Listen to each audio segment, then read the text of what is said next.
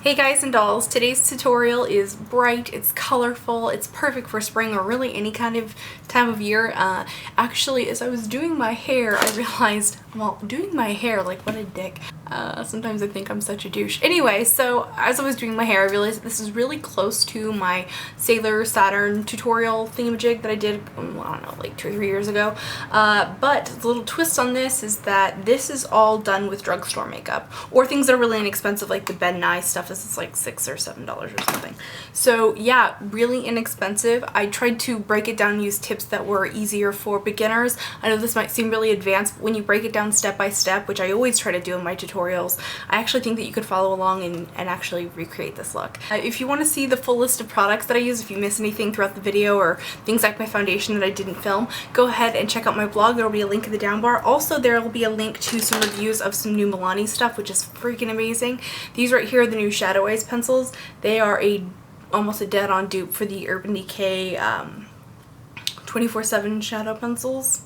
Oh yeah. I'm going to start off with the e.l.f. eyelid primer. Ooh, and look, the little stopper just came out. What the what? Whatever. So you just want to spread that out in a nice even layer all over your eyelid. This is going to prevent eyeshadow creasing and all that yucky stuff. Now I'm going to use a colorful eyeshadow base because I really want my eyeshadows to pop, so I'm going to put that all over my lid. I don't mean like all the way up to the brow. I mean really just to like where the ball of your eye ends. So if you want to like feel around for where that is to kind of get an idea if you're not sure. And then I'm taking like a fluffy eyeshadow brush. This one's from Sigma. And I'm just using that to smooth out the texture of our base, but also to sort of blend out the edge. You see how it doesn't have like a harsh stopping point now? This will make it easier just to blend our shadows without having a harsh line that we have to sort of try to cover up with excess shadow. We're going to use a bright purple shadow. This one is sort of like a duo or trio chrome. It flashes different colors just depending on what the base is, what direction you're facing. So this one sort of flashes between purple, blue, and pink. There's lots of different colors like this out there. You can get them from all kinds of different companies. Some of them lean more pink, some of them are blue, some of them are more purple. It's all kind of the same type of thing. This one from Milani is called Purple Shock. And I got that on that exact same brush that we used to blend out the base. And we're just going to pat that all over the lid. So in terms of just the shape so far, we're really following our natural eye shape, just a nice little round area. If you got some boo-boos on the bottom, like some fallout, or just you're getting a little sloppy like I am in this corners here, don't worry about it. That's why we do our foundation after we do the eyes, because it just makes our lives easier not having to, keep correcting and things like that. So the next thing, we're going to take a nice shocking pink like this, which ironically is called Shocking Pink. I know. Take a fluffy eyeshadow brush. This one's also from Sigma. It's called an E25. Get some of that on the tip of the brush, knock off the excess. And what we're going to do with this is use this on the edge of where we have the purple, or what is sometimes called the crease. You can call it whatever you want. The socket line is what I tend to call it. And what we're going to do with that is we are going to rock it in our socket. If that helps you to remember, just blend, blend, blend. But do you see how that pink really makes the purple pop even more? And you want that to have a nice fade out. I just want to add a little bit of depth into the outer edge of the eye, just to sort of give it a little bit of dimension. And so we're going to take pitch black and the same brush we used for the pink. And this one's a very pigmented color, so use it sparingly. And I'm just going to place it right there in that outer bit right there. Ooh, is there a moth or something? So once you have that on there, I'm going to take this brush and actually wipe it off because it has a little bit too much product. And then just sort of do kind of back and forth wiggle motions. If you need to pick up more of the pink to kind of help it, to help it blend better with the black, that's a good idea. Now we want to blend out the outer edge of the shadow, just makes it look more polished. I'm going to use a white. You can also use a skin tone shade if you don't want something so dramatic. So anyway, I get that on a big fluffy brush and I place that first as close to, you know, my actual eyebrow as I can. And then I start bringing it around and just gently sort of tickling the edge. And if you just do it a little bit at a time and are really, you know, soft and delicate about the pressure that you exert, in no time at all you're going to have a nice blended out edge.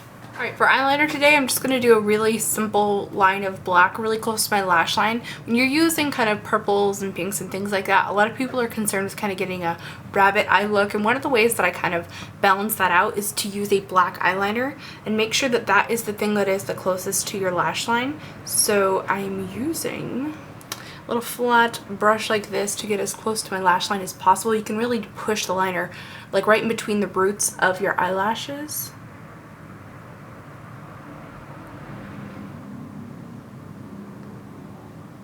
And then what I'm doing is I'm taking a brush with a little bit of the liner that's dried up a bit, just running it along the edge of the outside. Gives it sort of a softer edge, which is more keeping with the overall shape of this shadow and this whole look, which is a bit soft. I don't know if I mentioned this, but the liner that I'm using is the e.l.f. cream liner stuff. Alright, so once you get to the point where you're basically ready to clean up, you know, your blurbies and oopsie poopsies and all that good stuff, and you just want to check to make sure that your shadow is even. This is a really big problem for a lot of people, is getting it even, especially when you don't have eyes that are even on both sides. There's lots of things you can do to kind of balance that out, and we can talk about that more at another time, but a really quick tip is to look at your nose hairs in the mirror, is to tilt your head back and look into your mirror and see if they look about the same, and then also look at yourself dead on and see if they look exactly the same. Okay, so now I'm gonna do like some blush and contour and stuff. I just didn't actually fix my hair and put foundation on and stuff. Unfortunately, I don't always film those things because it just makes the video run really, really long. So grab a angled blush brush such as this one, and I'm using a darker color to call emphasis to the hollow of my cheek. And then I'm also going to take a little bit of that right there at the jawline. And then just slightly blend it down to create the illusion of a shadow, just to kind of give my face a little bit more pop and hide a little bit of a double chin, you know, whatever. For blush, oh, I'm sorry, for that I was using a Bed & Eye contour powder. This is Contour 1. For blush, I'm going to use Heather Silk from Wet n Wild. Same brush, just kind of kiss it on the powder because this one's really pigmented. I'm going to apply that right here on like the back side of the apples of my cheek. Because if you buy, like a lot of like magazines and stuff will say, put blush in the apples of your cheeks. I'm pretty sure that's right here, and I'm pretty sure that doesn't look so hot.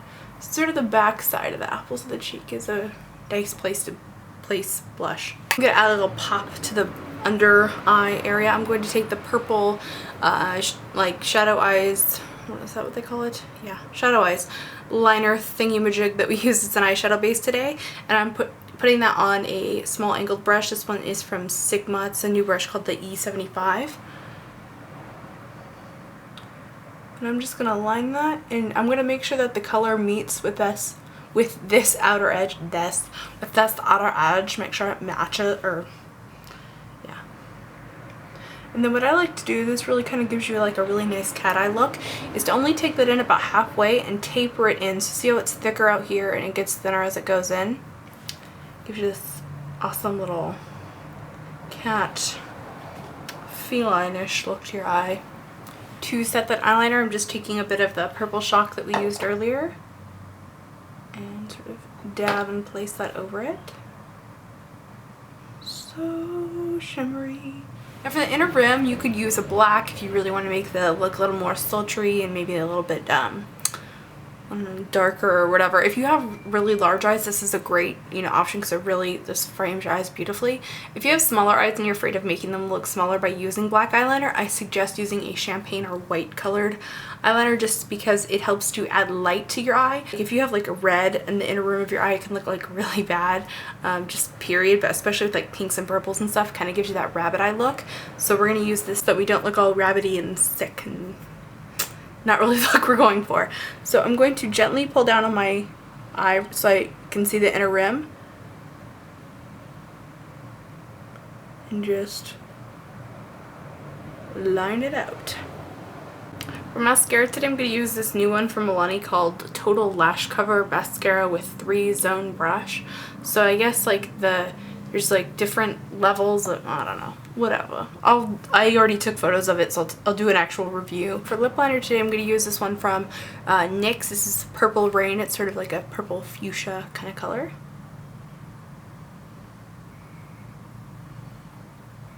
It's not a like super pigmented lip liner.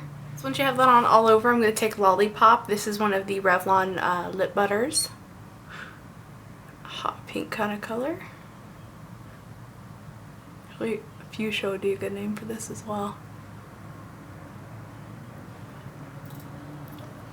And that is our completed look. So I hope that you enjoyed this, you know, vibrant and exciting tutorial using mostly drugstore products. I'm pretty proud of myself that I was able to create such a, you know, vibrant look using, you know, drugstore products. A lot of these are the new launches from Milani, which are fantastic. I'm really, really excited about. I've done a review of some of these on my blog, so if you'd like to check that out, that'd be great. And I'll see you guys in my next video. Remember to just be yourself. See you, bye.